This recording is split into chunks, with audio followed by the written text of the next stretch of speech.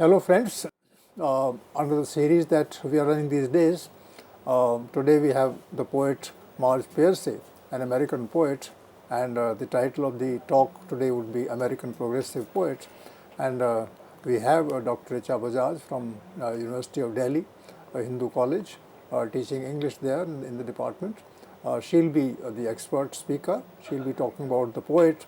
And as we have the requirement in mind of this particular series, it will be focused upon either one poem or one or two poems of the poet, since we are not talking about the poet as much as we talk about poetry. And there is a question that I generally raise questions, you must be habituated to this now. There is a question that is to be considered in the context is that the 19th and 20th century poetry generally is progressive in nature, and it is supposed to play a role. This wasn't the case, in the 17th or 18th centuries in England, for instance. In India, things were entirely different, and most of the poets would write religious poetry, but then the West showed us the way, and they said in the 19th and 20th centuries that things were not right with the world, and that writers have to intervene as much as possible. That's the first thing. The second is that I realize poetry in the 20th century is becoming, and now it's the 21st century, is becoming more and more political in a sense which is good, not bad, that writers focus upon those issues which touch the hearts and minds of common people. And that's a kind of poetry. I don't call it political in that sense, because it is humanist and it's rational. And if you are addressing humanity and if you are rational in your approach, then of course your poetry would make sense to a large section of society. So these are the 2 points I raise. One, that the poets are supposed to play a political role, and the context is Marge Piercy. And the second is that the poetry has to be political in the sense, that it talks about issues that directly touch the masses who constitute the audience of poetry. So it's over to you, Dr. Chabajad, and tell us whether I'm right in thinking this. No, I'm glad you touched upon this topic of progressive writing, because I actually would like to call Marge Piercy is as a kind of an American poet who is progressive. The point is what we consider, how do we define the term progressive? Do we call it, is it progress oriented? Or, and we say, is it progress oriented? Do we mean scientific development, technological advancements, etc.? Or are we talking about progress in the sense of the human mind, becoming more capable at one level, but also more sensitive and developing and evolving? Have our minds, are they evolved now? And so what is the idea of progressive? That's the first question I think that we need to answer. The other, that yes, poetry is political, because when we say political, what does politics even mean, or what is political? I mean, how would you define political?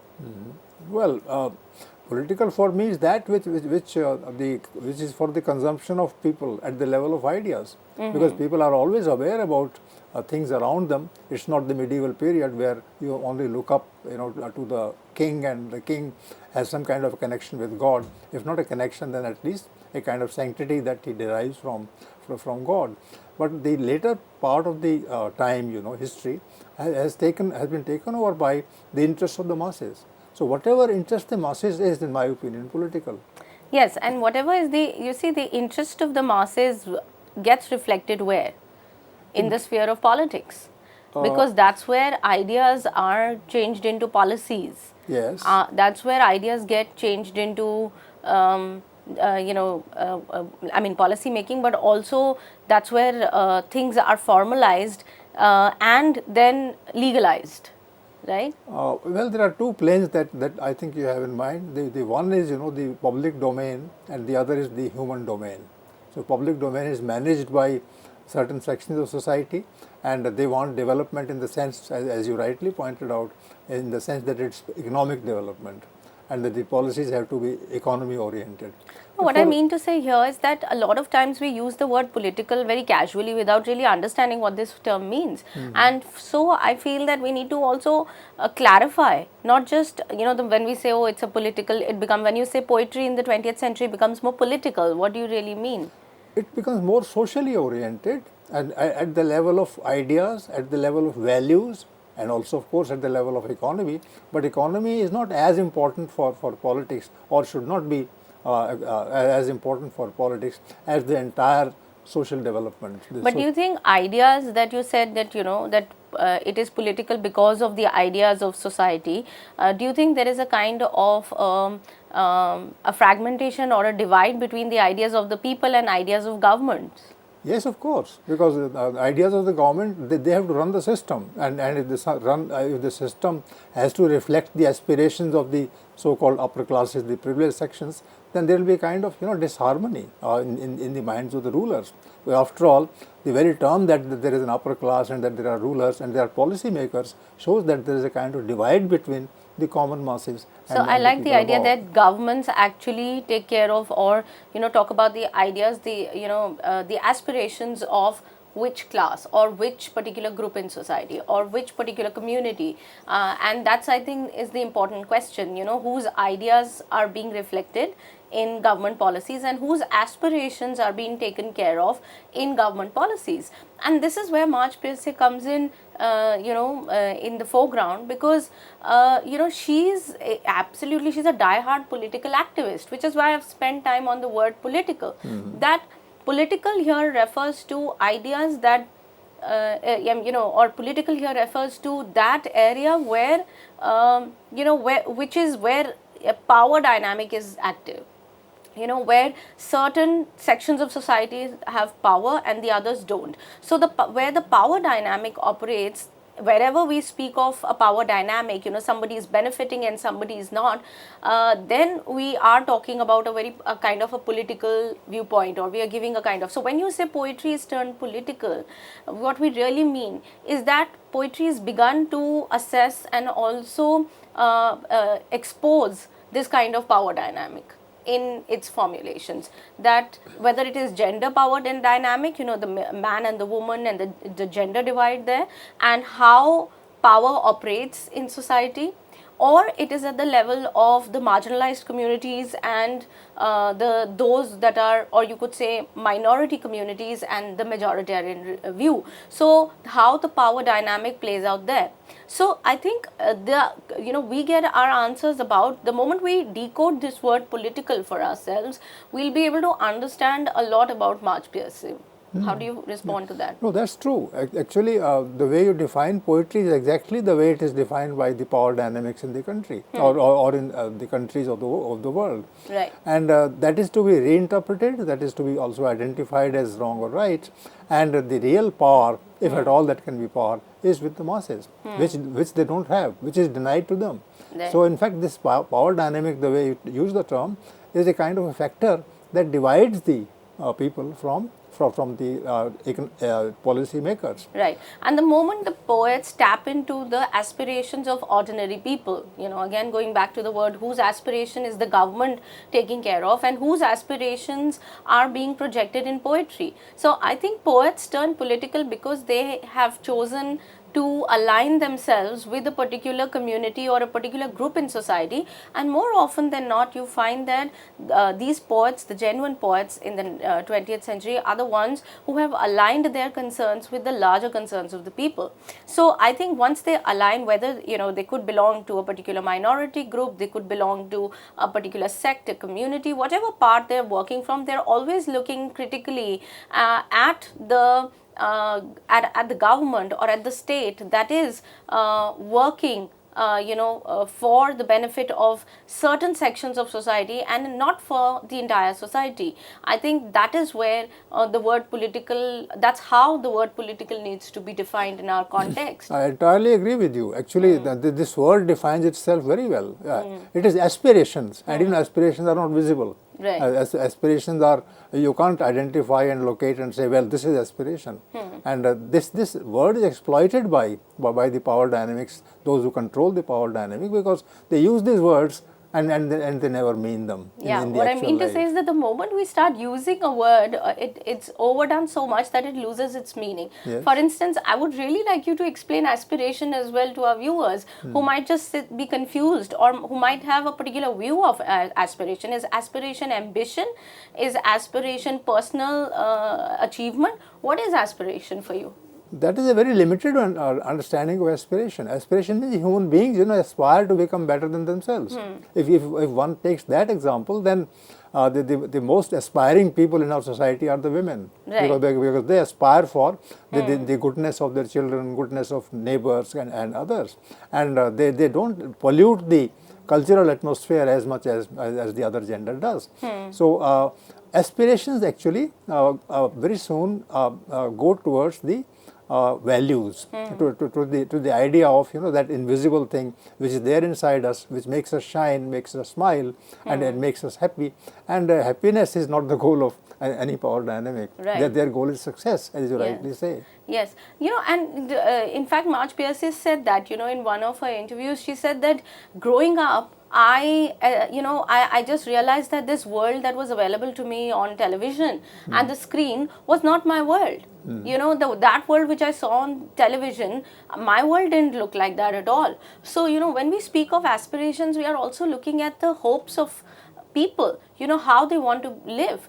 And their hopes that their lives are going to be better, and their hopes about their family, about their community, about themselves, their vision of life, or their vision for their children. So I think when Marge Piercy says that, when I grew up, I could not relate the world that I saw on television with my own world, because my world had economic privation, my world had drudgery, my world was nothing like the glamour that I saw on television. So there is, of course, a kind of not just a disconnect, but a complete sort of a fragmentation that is there, and a fissure in society where one section just completely cannot understand the other sections or whatever is being projected on the screen. So I think hopes and aspirations also take a lot from there. Of course, and so far as this television is concerned, television is running a television or making television available to the masses is a very expensive hobby. No common person can ever own a television system. It requires a whole team. It requires beautiful cameras. It requires a system that projects things from that angle. So the very idea of television in the modern society goes into the hands of those who have power, who have that kind of economic prowess. No, I mean to say that fine, technology is coming up, the world has technology, there is a kind of a technological revolution that takes shape in the 20th century, with airplanes being seen around, with automobiles, the boom in the automobile section, etc. But a large chunk of society, especially in America, remains outside it, remains outside the fold of this development. Why? That is the question, right? And this is the question that Marge Piercy said, that my world does not have what I see on television. So television is showing me these feats, of automobiles and planes running around and all of that. But in my neighborhood, in my community, there is so much of economic privation that where is that? All of that I see on the television. So advertisements of things as of say various kind of kitchen appliances or various kinds of other electrical appliances that you can use. I think what she's trying to suggest here is that why is all this not available to me and to the people of my community? So that is her stance. That is where she comes from.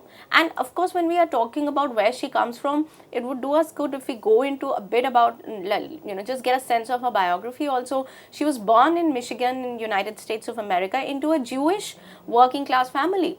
And the neighborhood that her family lived in Detroit, housed mostly black people. So the Jews lived in ghettos, and she says again in one of her interviews that I never thought I was white, because I was never made to feel like a white, because when people knew I was, and this was also anti-Semitism was at its peak during this period when they were living in Detroit. So she had to also face that, the wrath of the people. So she has been, she's white and yet not white, because her Jewish identity always defines her, and is always, and her working class background again, because she's poor.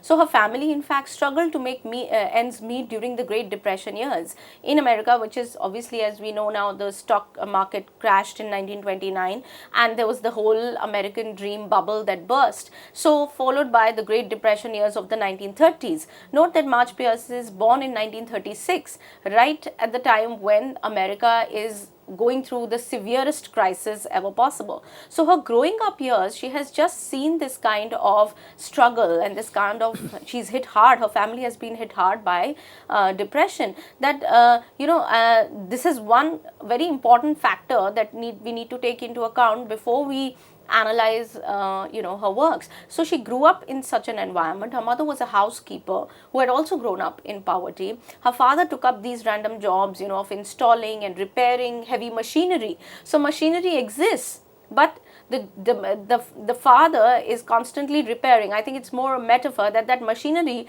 which is never available to them, is repaired by them.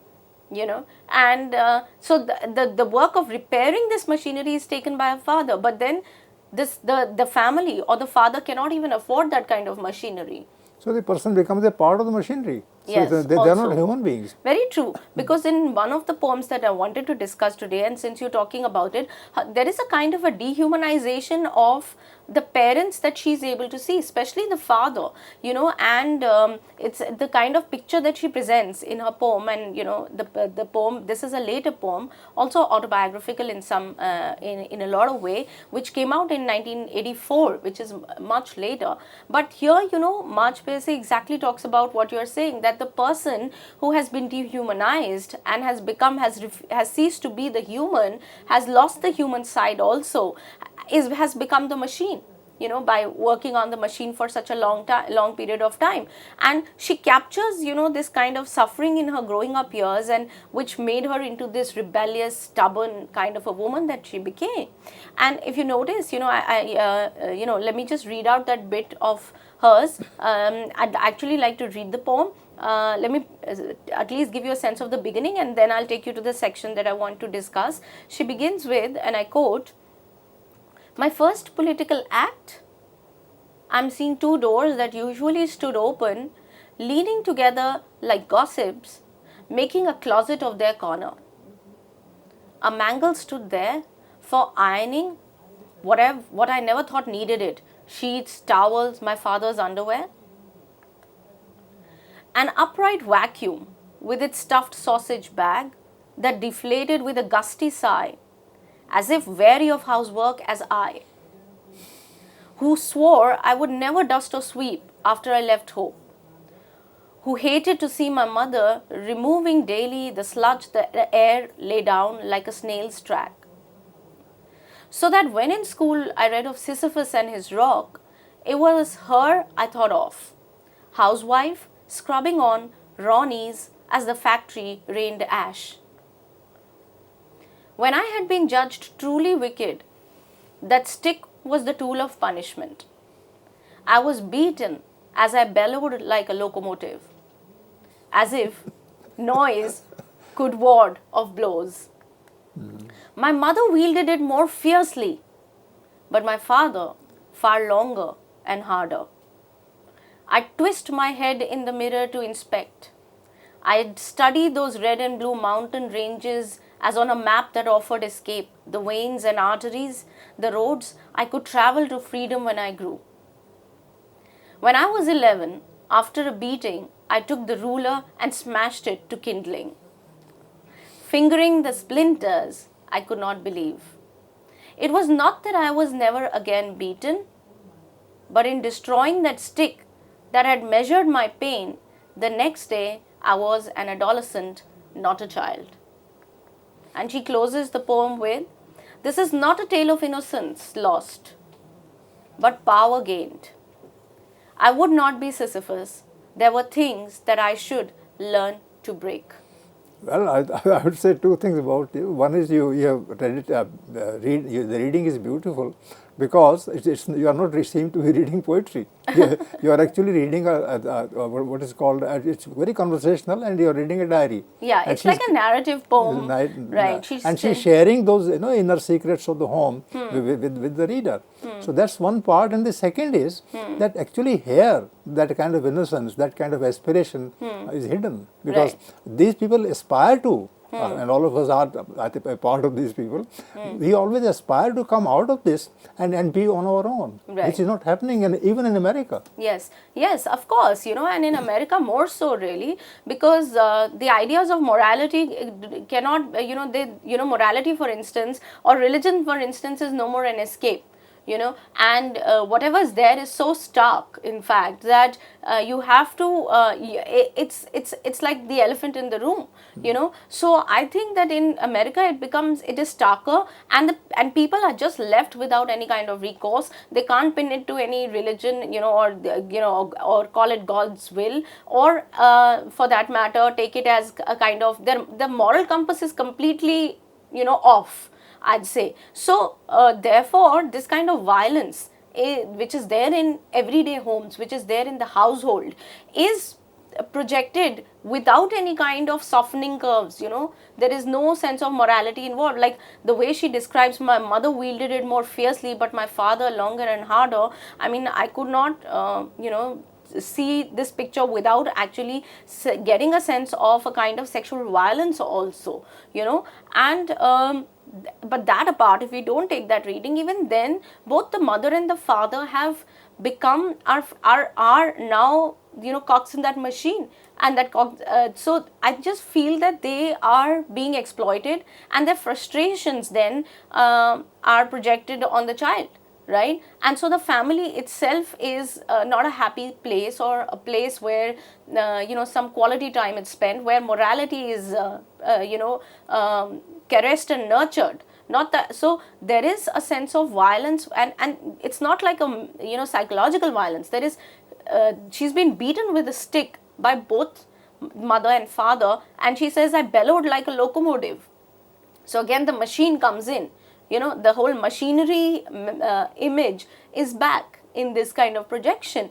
And why? Because she was judged as truly wicked, and the whole idea of wicked, evil, I think is very strong in the Puritan culture in America, which has come down through decades, generations and centuries, I'd say, where you're supposed to be, and I'm, in that sense, I'm also thinking of, the Salem witch hunts, etc., that happened at that particular time, where you would be judged, and you would be put to shame, and you'd be burnt for not following the order. So in the present time, the tool of punishment, again, look at her imagery, it's so machine like. The tool of punishment, locomotive, tools and locomotives, is how she visualizes this kind of violence. So the machine, she bellows like this kind of a locomotive, and the violence done to her by the family also is a projection that it's their frustrations of the parents, but also at the gender level, she is being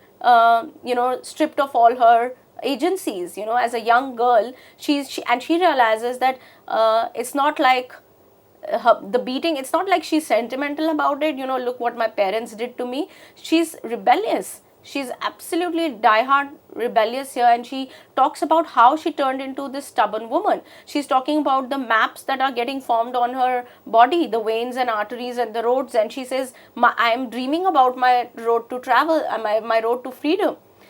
So there is a girl who's growing up and dreaming of freedom and being out of the clutches of a family that is destructive, and at the same time is a reflection of what society has become in that period. And when she says at 11 she broke that ruler and smashed it, that's the first act of her rebellion against the power. Again, the power dynamic comes in, the power dynamic of the parents, who are, of course, the voice of society, or the voice of patriarchal society here. It was not that she says, I was never beaten again, but in destroying my stake, I was an adolescent, she says. I was not a child. That I had learned being adolescent is becoming aware of one's own identity, becoming aware of one's own person.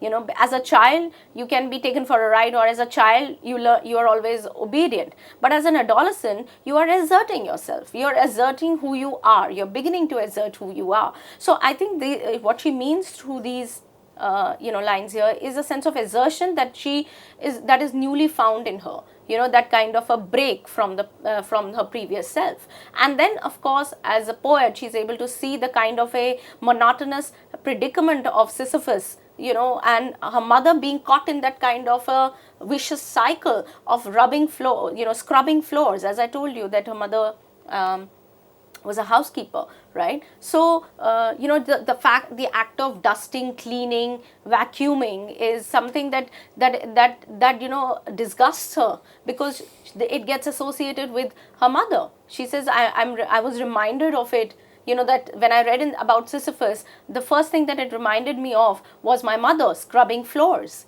you know. So I think that this kind of drudgery is also is also what leads to the frustration. She's able to see the kind of frustration of the mother, and she's able to see the kind of life, you know, the Sisyphus kind of life that she associates with a housewife scrubbing on raw knees, right, in as the factory rained ash, right? So I think these are some of the instances which I found very interesting, and you know how she looks at herself growing in the act of rebellion, how she's also almost like a Bildungsroman in verse, you know. So I think when she says that I would not be Sisyphus, and that's how she closes this breaking out poem, that I would not be Sisyphus, there were things that I should learn to break, you know, in a way suggesting that I'm not going to get into the repetitive cycle that my mother is already a part of. So she has chosen an alternate life. So, you know, she also said that I had seen my grandmother and my mother, and I knew that I didn't want the kind of life that they had led. And I knew that I had to break that kind of vicious circle that they were a part of, constant, both at the level of gender and class. I think she had seen that kind of life of misery, and she just refused to be a part of it. And therefore she says, I would not be Sisyphus doing, you know, taking the rock up and then as it rolls down begin the whole cyclical process. Of course the myth of Sisyphus is something you should all go back and look up. What is that myth? So because it's about this man who is cursed, right, to take the rock up, and then the rock comes rolling down, and he's to draw it back to the top of the peak. So in a way suggesting that also hitting out at the modernist idea of life.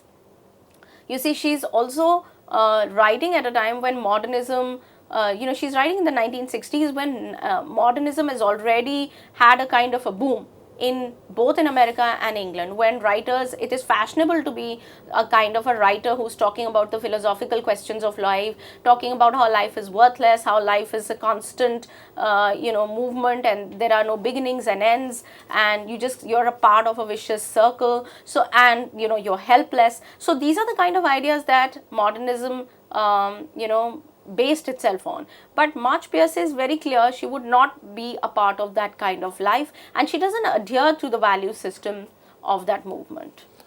Friends, Dr. Richa Bajaj has talked about and given a specimen of the poetry of Marge Piercy, and it is social in nature, even though it's confessional, it's autobiographical, and also, and it's a good word that she has used, very significant, that it's a Bildungsroman, but whose? I think of the society itself, because it is going from one stage to another, and that process is being shown by the author in her poetry. So more of the poems, more of the themes, more of the content of what Marge Piercy stands for would be shared with us by the speaker in the latter half of the discussion. Thank you.